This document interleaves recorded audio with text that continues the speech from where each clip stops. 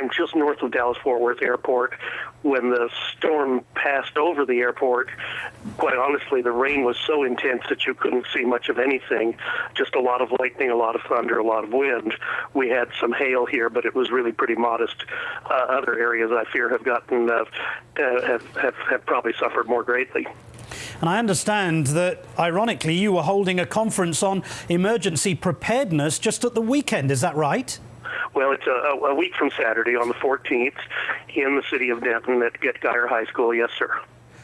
And presumably the information that you would be providing that would be discussed is precisely what's being expedited by people on the ground even as we speak. Yes, sir. We do this every spring because we're no stranger to severe weather in this part of North Texas. So every April I try to do a gathering of state, federal, and local officials who deal with emergency preparedness. We have some information up on our official website, house.gov/Burgess, if people are interested in learning more about it. But we do this every year because it is something that people do need to be aware of. They need to have a plan.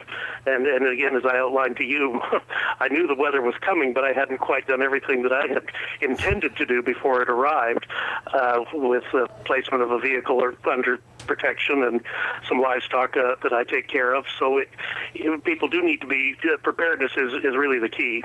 Indeed. I understand you're also a doctor, so presumably you would be aware of the kind of impact this would have on people as well as property in that area through your own experience. Yes, sir, and boy, didn't it hit home last year in Joplin when the hospital was one of the hardest hit areas in that town, and just imagine the difficulties that were experienced by the doctors and nurses and the patients and families who were there that day. It's rare that you have that intersection of the actual medical services and the ferocity of the storm, but Joplin really brought it home to a lot of us that your medical facilities are crucially important at a time like this. Indeed they are. Representative Dr. Michael Burgess, thank you, sir, for so much.